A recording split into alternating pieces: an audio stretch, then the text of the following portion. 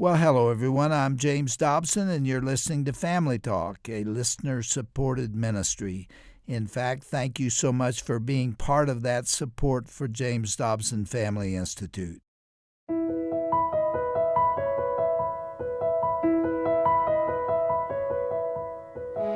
Did you know that there are over 400,000 children in the U.S. foster care system at this very moment? And every year, over 23,000 young adults in that system age out of foster care without ever having found a forever home? Those are painful and sobering statistics, to be sure. I'm Roger Marsh, and you're listening to Dr. James Dobson's Family Talk. On yesterday's program, we shared the first half of a powerful interview on the topic of the joys and challenges of adoption. Dr. Dobson has had as his guests two couples who adopted children out of the foster care system in Colorado. They shared the highs, the lows, the emotional roller coaster of their journeys. Our guest names are Billy Jack and Ann Barrett, who adopted 5 children, and J.R. and Reyna Keller, who adopted 1. On today's broadcast, we're going to bring you part 2 of that conversation, which was originally recorded back in 2012. We're sharing this interview once again in honor of November being National Adoption Awareness Month. Well, this was actually the second time that Dr. Dobson had welcomed the Barretts into the studio. Back in 2005, the Barretts had been featured on the reality program Extreme Makeover Home Edition. Dr. Dobson saw that broadcast and was so intrigued by their story that he asked Jack and Ann to join him in the studio for a broadcast.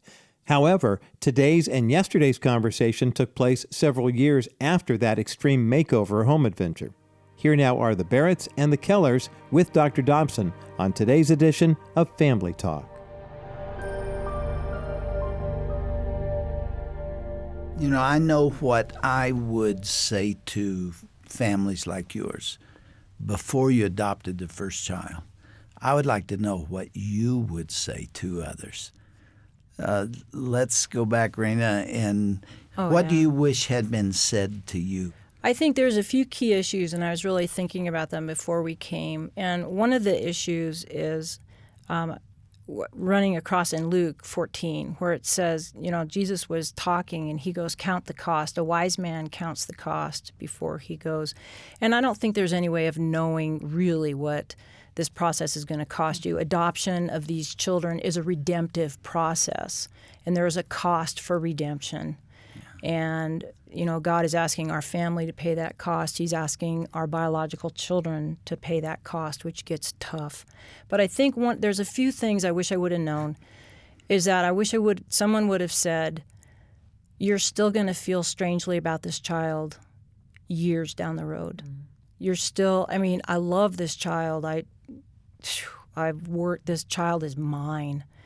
And yet I love him way differently than I love my biological children. My biological children do not put me through what this little guy does. And it's not his fault. We're trying to restore him. But I think even after, JR and I were talking last spring, and I said, I'm shocked. I was truly shocked that it still felt like a graft after 2.5 years, and I didn't expect that. I expected it to feel like a new normal. But it still feels like we're working at the putting together of this family. Because you're not there yet. We're not there yet. The process isn't complete. You mentioned here a second ago about, the years of what these kids went through. Well, basically when they're adopted into a family, you're having to go in and tear out little sections of that foundation that was laid, and you're having to try to rebuild it. JR, have you ever regretted it?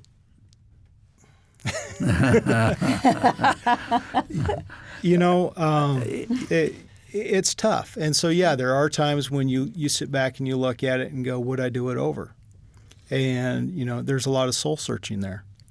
But it goes back to how we opened up. I don't think you would be normal right. if you didn't have those feelings. But we go back to how we opened up the program. Yeah. Did God call us to do this?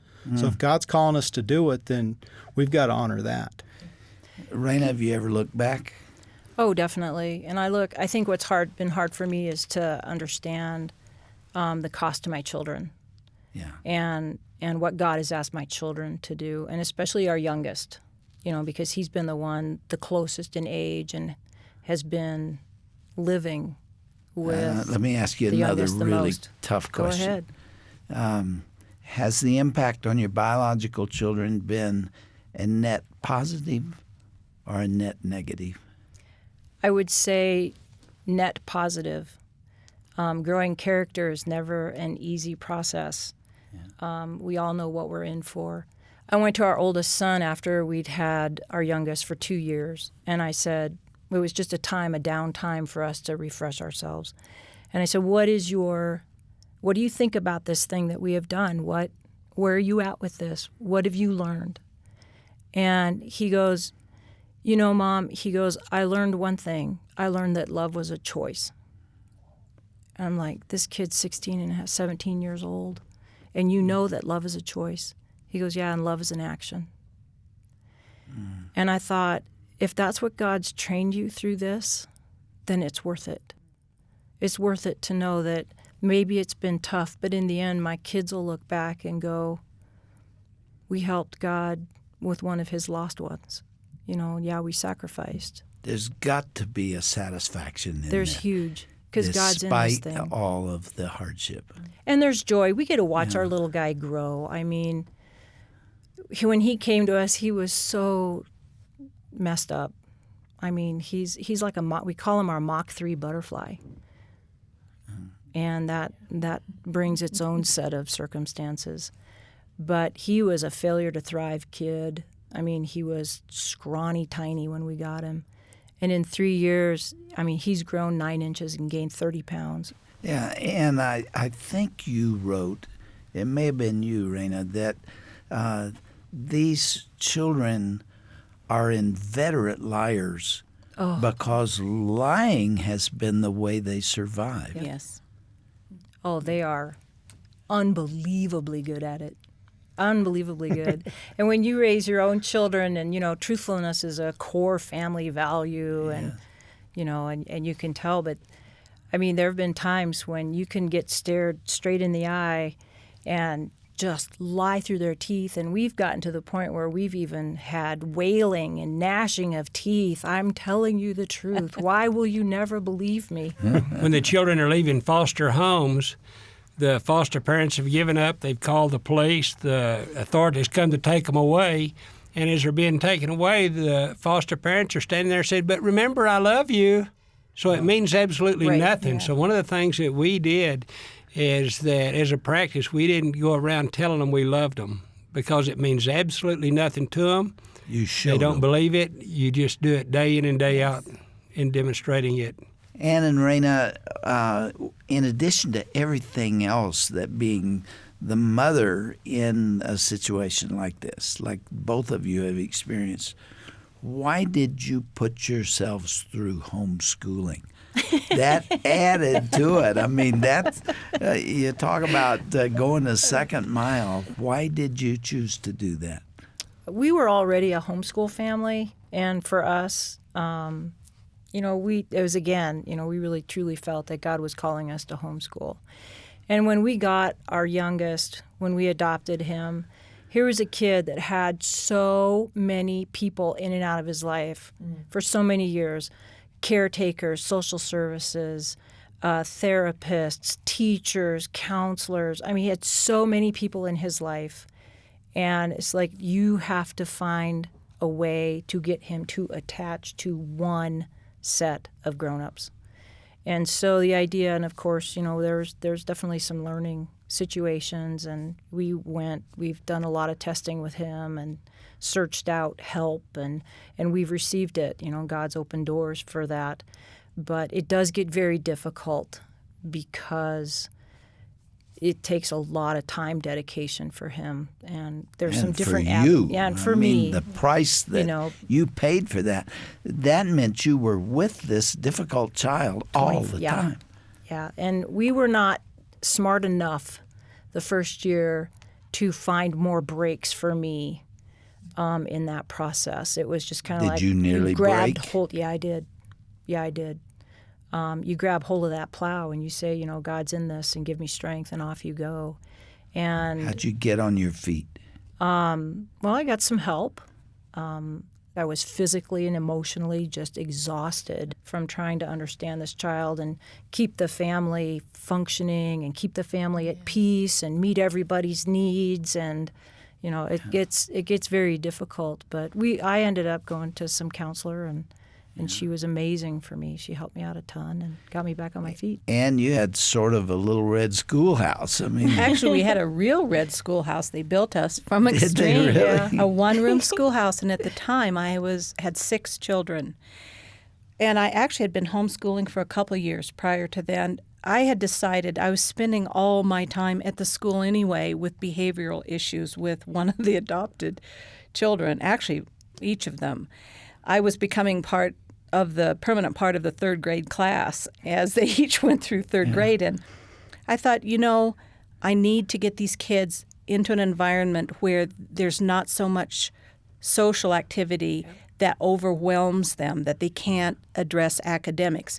If I can eliminate that part, then I can start to build on the academics and introduce the social aspect. And that's what prompted us to do for me to homeschool. The exciting thing will be when you see the fruit of your labor.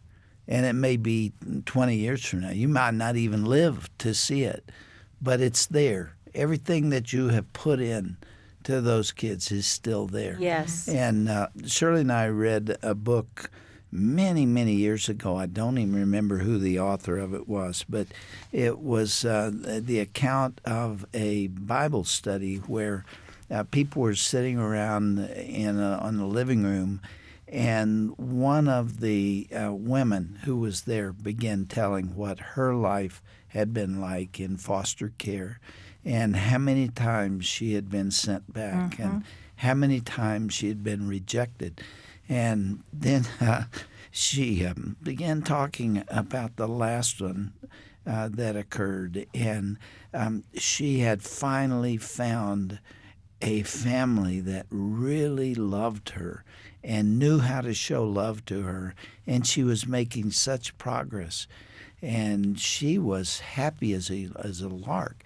She went bouncing through the entryway one morning and found her little suitcase, her little tattered suitcase, sitting by the door.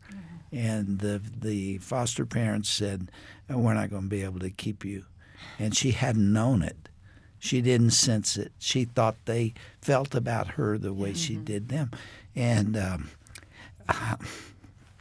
she looked around the room, and everybody was crying.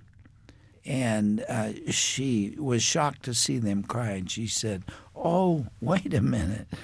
Don't cry for me. It was because of this experience that I gave my heart to Christ. I would never have known him if I hadn't experienced some of the things that I went through." And so she was giving the Lord praise much later, even for the rejection, because it brought her to Christ in her own way. It always strikes me when I meet people who've been through situations where they've been in foster care and weren't adopted, or their younger siblings were and they weren't. They were rejected. How beautiful some of these people have turned out, followers of Christ and open hearts to love. And then you realize that God doesn't need any of us to do any of this, but what a privilege to be asked to be part of it. Reyna, one of the things that you said, it still feels like your youngest, he's grafted in. Living with him every day, I don't think you become aware of the really big steps that some of these kids do make because you're there all the time. It's when somebody sees them once a month or once every 6 months. But all of a sudden, one day, you'll realize I'm parenting him just like I parent the others. When did that happen? And that is the most wonderful moment. And our last one, it's been 6 years, and she is just now being parented normally. It's like she is no different from the others as far as how we deal with her. Right. I asked the Kellers a question now. Now when I ask you, the Barretts, what would you say to parents that are about to adopt a child, especially an older child that may have problems? What advice would you offer? Well, if that's if God is behind this, then it's good to be for it. And as I was saying, and kind of what Ann said earlier, the reward comes from the joy from serving God and doing what He's called you to do. Mm-hmm. So you would do it over, Yes. Absolutely. even with the pain. Ann, would you? Absolutely. I cannot imagine my life without all of my children. They're a part of me, and All 9 of them. all 9 of them, and the ones that were adopted, I tell them they might not have been, conceived in my womb, but they were conceived in my heart, and they're mine. Uh-huh. And I would say to parents, there are tremendous resources out there for help. Use them. These kids need help, and with God behind you and giving you direction, use these professionals to help these kids heal. In the beginning, for a lot of them, it is chemical help with antidepressants. The hope being that once they're stabilized in a family, they can be weaned off of those. But the issues they have to deal with, the biggest issue isn't the physical abuse or the sexual abuse, the verbal abuse. The biggest issue is abandonment. When Jesus went to the cross, he was really abused. And the Romans knew how to kill with a whip, and how he ever made it to the cross was unbelievable. But the only time it's recorded in Scripture that he cries out is when his father leaves him. Abandonment, it goes to our very depths of our soul. And that's what the real issue with these kids That is. tears into the worth of the individual. Yes. I am worthless. They didn't love me. That means I'm not lovable. Yes. And that's as painful as it And can the truth is, some of their behavior, they're not lovable as we're going through it. But like Reyna said, what one of her oldest sons realizes, love is a choice. It's not a feeling. Sometimes a feeling is part of it, but it's not a feeling. You choose to be there, and you choose to never leave them. And I hope my kids hear my voice in their ear, especially when they're about to do something wrong. Now, they may go ahead and do it wrong, but they still hear my voice. Mm-hmm. And Mom is with them all the time. I want them to hear God's voice. Dr. Dobson, one other thing that I would like to tell prospective parents of these older foster adopt children is that prepare for exhaustion. You will spend so much time just trying to figure it out. And that in itself is exhausting, physically, mentally, emotionally, and spiritually. And you've got to have safety nets in your life. You have to have a friend or two that will take the child, that will let you refresh as a family. And I think one of the things that surprised me also as we went on with this was nobody told me that I would go through a grief process of mourning the loss of my original family. And nobody talked about that. To me, I never heard of such a thing, but I miss my old family. My new family is good, and we love this kid, and we are totally committed to him. But there are times I miss the way we used to be, and it would just have been nice if somebody would have told me, you got to go through that. You got to cry on my shoulder, and it's like, yeah, I understand that this is a tough road. God's in it, and there are great rewards. Our little guy is being healed, and he loves the Lord, and he's memorizing Scripture, and he's doing the best he can, and this is hard for him too, and that's what we have to remember. Yes. This is hard for these kids to do this too. One of my favorite quotes from long ago, I put it in my second book, was, "Don't look too early for the person your child will become." Because you don't know yet. They're going through adolescent turmoil.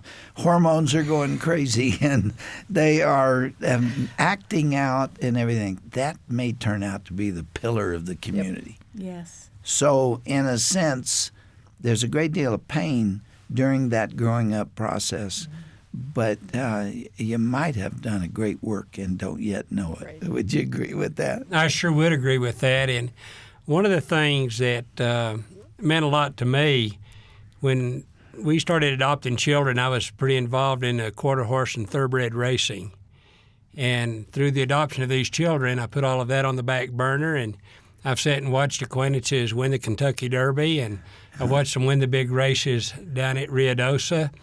But the man that was the father of all the quarter horse racing up in his 90s, I sat and watched the Belmont Stakes with him at his home in Oklahoma. And he looked over at me, and he and I tried to race some good race horses and hadn't quite gotten the winner's circle. But he looked over and he said, "You know, Billy Jack," he said, "what you're doing with these children is far more important than standing in the winner's circle at the Kentucky Derby." Is that right? And so that was very meaningful to me. You know, the four of you are so articulate. But, you know, I can see what we are recording right now being heard by foster parents and potential foster parents for years to come, because this is foundational stuff. And especially Ann and Reyna, what you all are describing about your feelings and about the commitment is just powerful stuff.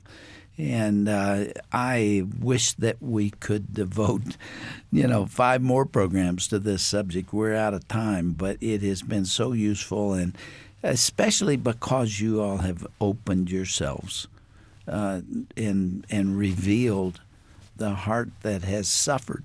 And yet the Lord is using you, and I'm looking forward to seeing what will happen in the future. Now, for the Barretts, this is your second time that we have talked about these things together. We call this an update. There's going to have to be another one. Thank you all for being our guests and for talking about such a sensitive and yet such an important thing. And I do hope, Brian, that we have not discouraged anyone from adopting, because these kids are desperate and they need a place, they need love, they need a home, and they need Jesus Christ. Yes. The rewards are great. They really are. They really Thank you for Isn't having that us, true Dr. of Dobson. everything that is worth having? You have to work for it. That's correct. Okay. Absolutely. Well, blessings to you all, and our prayers will go with you in the days ahead. Thank you. Thank you.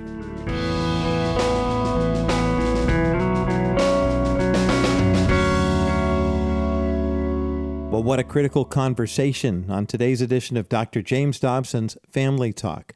You just heard the second part of a 2-part interview that Dr. Dobson conducted with 2 couples, the Barretts and the Kellers.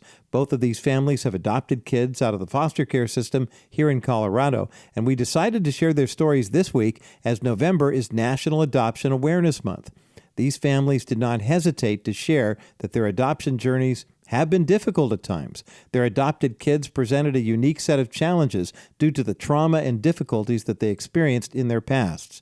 But both the Barretts and the Kellers were quick to also add that they did not regret their decision to adopt one bit.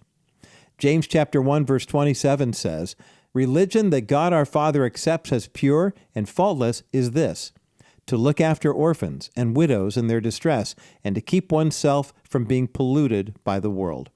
As Christians, we are tasked with caring for orphans and others who are destitute or struggling. I can't think of a better picture of God's love than taking a child who has been abandoned and abused and giving them safety, security, and love. Now, November is National Adoption Awareness Month, and here at the Dr. James Dobson Family Institute, we encourage you to prayerfully consider how you might be able to help children looking for a forever home or for a foster home. There is a need in your community, no matter where you live. So if you have time, space, energy, or other resources, may I suggest you start with your local church? The folks there should be able to direct you to organizations in your community or state to explain the process and the need. Now, if you missed any part of today's broadcast, remember you can always listen again online at drjamesdobson.org/Family Talk. You can also request a CD copy of this 2-part interview, maybe get 2, one to keep and one to share. Again, that's drjamesdobson.org/Family Talk. If you're in need of prayer today, please give us a call. Our number is 877-732-6825. Our team is here around the clock to answer your questions about the Dr. James Dobson Family Institute and the Ministry of Family Talk. We can also take your prayer requests and even pray with you as well. Again, that number is 877-732-6825. And finally, please remember we love to hear from you when you contact us through the U.S. Postal Service. It's a great way to let us know what you think of the broadcast or to request a resource. Our ministry mailing address is the Dr. James Dobson Family Institute, P.O. Box 39,000, Colorado Springs, Colorado, the zip code 80949. Remember, you can contact us through the mail, and this is also a great way to send a tax-deductible donation of any amount in support of the Dr. James Dobson Family Institute as well. Well, we thank you for listening again to Family Talk today. For Dr. Dobson, his wife Shirley, Dr. Tim Clinton, and all of us here at the Dr. James Dobson Family Institute, I'm Roger Marsh. God's richest blessings to you and your family.